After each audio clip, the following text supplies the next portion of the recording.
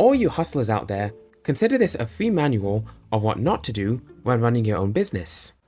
I have three special guests joining me today to help me demonstrate. This lady who tried to monetize food poisoning, this video game engine that made developers want to quit playing, and a restaurant chain that experienced the biggest fall-off in the history of fast food. What is that you donkey? Now, I covered Veronica a while back. In fact, that was my very first video on this channel. But I never truly realized just how incompetent this woman really is. The saga begins with a viral TikTok video featuring a woman dipping what looks to be a fried chicken tender in this thick purplish looking substance. And you could have easily fooled me if you told me that the Cat in the Hat made it. Then in follow-up videos, it would sport a completely different color and texture every time. This naturally made people hella suspicious, and questions started flying around about how she made it, what it tasted like, and what the ingredients were, especially to give it that bright neon pink color. All these questions went unanswered for some time, and it even had Florida Health Services show up at her house. Foreshadowing, I guess? Of course, she was obliged to add nutritional info eventually, but I'm confused about the shipping procedure because these bottles were not packaged or stored properly. They were just dumped straight in. This caused the sauce to go off and the bottles to expand, with some of them even exploding. This was particularly due to bacteria building up in the milk and honey, which were core ingredients. Worse yet, there were zero refrigeration or expiry warnings, the nutrition facts were all wrong, and the cherry on top was that the label didn't even fit the bottle properly, so she was just selling poorly packaged poison. But could much have really been expected from a food distributor who doesn't even know what the FDA stands for? What do you mean FDA approved? I don't sell medical products. Bro, what are you talking about, man? The pink sauce is not a medical product.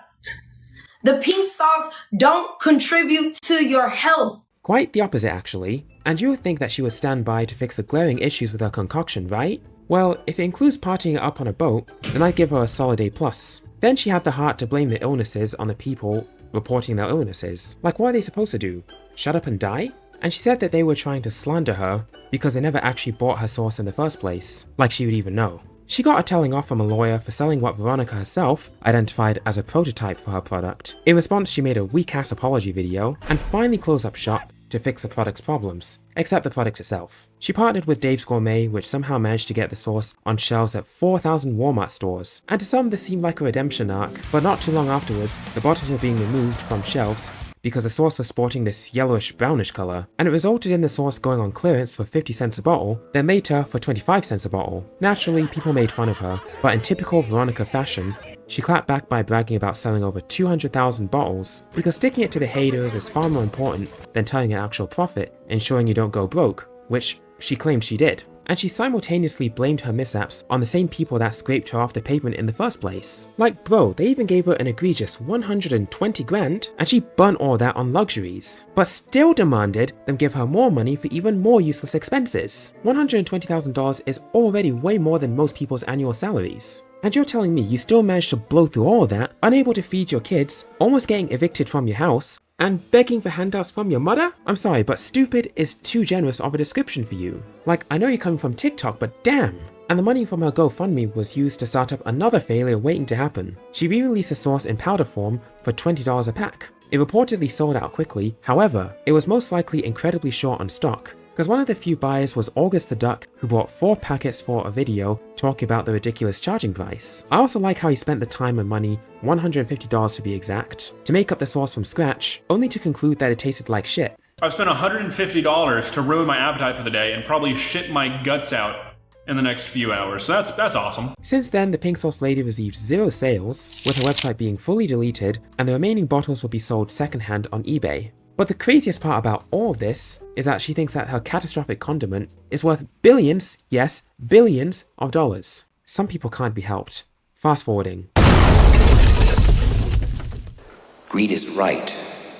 Greed works. I know gamers are gonna like this one. Unity is a video game engine developed by Unity Technologies, originally released in 2005 to make game development more accessible to the general populace. It primarily uses the C# programming language, but a few other languages are also compatible. Unity was by far the #1 trusted engine for game devs all around the world, until one day they announced huge changes to their monetization policy would charge developers every time their game was installed. This would happen once a set success threshold was met. So for Unity Personal and Unity Plus, you're eligible for pocket pinching once your game makes $200,000 in the last 12 months and 200,000 lifetime installs. And for Unity Pro and Unity Enterprise, the number goes up to $1 million and 1 million installs. And these are the fees they planned to charge per install. This is where the house of cards instantly comes tumbling down. People stopped trusting them, and many were even quick to point out the possibility of fraudulent downloads that could force devs straight into bankruptcy. A game could constantly be uninstalled and then reinstalled using virtual machines, pirated software, etc. So this glitch could rob individuals and companies alike of unfathomable fortunes, but Unity would still be reaping all the profits, so there would be little to no incentive to patch it. And these ideas were brought forward by this greedy git, John Riccitiello, former CEO of EA, who is even too greedy for them. Imagine being too greedy for kill every studio you get your hands on, and loot boxes and microtransactions out the wazoo. EA! This guy proposed atrocities like charging first-person shooter players per reload. I wish I was making that up. And he even said, and I quote, "When you are 6 hours into playing Battlefield, and you run out of ammo in your clip, and we ask you for $1 to reload, you're really not that price sensitive at that point in time." Boy, was that subtle. So the plan was to wait until players were fully immersed, then jump down like an assassin and charge them $1 to press R. He even referred to developers as fucking idiots for not focusing on monetization enough. This nigga is trash. Real life supervillain right here. He even looks like Chancellor Palpatine. Also, this graph shows the amount of revenue that devs could have lost if this fascist regime actually went through. I especially find the red and black interesting, because even though it's a very small portion of all devs, these people would have all gone bankrupt and even plunged into huge debt due to a sudden change in policy with no explanation. So not only is this company greedy as shit, they also can't do math. Either that or they did know the numbers, but they just didn't give to. But this greedy CEO is not the only one at the helm of this operation. His proposals had to go through an entire board of directors for approval, so even if he was to quit Unity, there's an entire conglomerate that had a hand in all of this as well, and they could easily replace him with somebody who's just as f***ed up, if not more f***ed up. Speaking of quitting, this hemorrhoid stepped down as Unity's CEO due to all the backlash. Remember, he already helped EA bury its reputation beneath the Earth's crust. Not that EA needed any help with that though. Since then, people have migrated to various competing game engines, most notably Godot, which is entirely free and open source, and uses most of the same languages, including the very popular C#. It's not exactly at Unity's level, but give it a few more years, it should be completely viable by then. But anyway, Unity decided to backpedal, going full damage control mode, but the damage was already done. And unless there's a complete overhaul of the board staff, which is highly unlikely, Unity cannot be trusted. Oh, and I just remembered, this policy was also going to target all of the giants in the gaming industry who made games using their engine. Even Nintendo, of all entities. Everyone knows that you should never mess with the company that would strike a gaming YouTuber's channel for making content around their games, actively try to ban tournaments featuring their games because they don't like them being played competitively, and completely ruin someone's life after he had already served 40 years in prison for hacking Switch consoles, by obligating him to pay a $14.5 million fine, meaning he basically has to pay child support to a multi-million-dollar corporation for the rest of his life. Heck, they're now declaring war on channels with content featuring their games being emulated, like what happened with this channel a few months ago. And they've managed to take down Go emulators like Ryujinx and Yuzu. They're trying to make emulation of their games completely extinct. This company's already dictatorial with how its consumers decide to have fun. But you're telling me you'd mess with their wallet? You're literally asking to be put on a hit list at that point. But you get the point by now. The grapes of a once fruitful vine turned sour, and hopefully this gremlin story in any major industry ends here. We love these songs, 'cause they are good to us. The Quiznos subs, they are tasty, they are crunchy, they are warm because they toast them. Okay.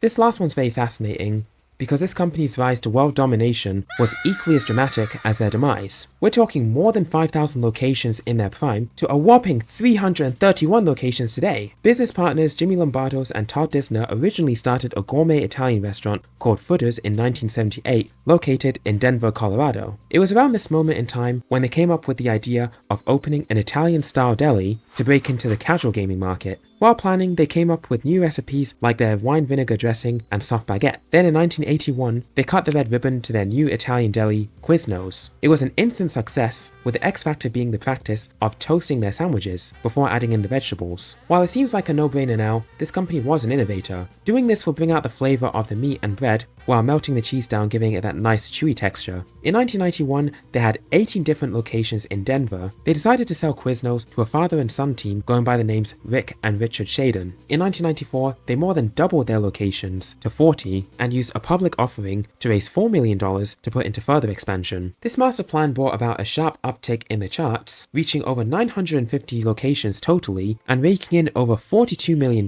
by 2000. But by then, they went full Insano style and began churning out bad decisions. In the same year, they formed a subsidiary called American Food Distributors and forced their franchisees to buy all their food and paper products exclusively from them.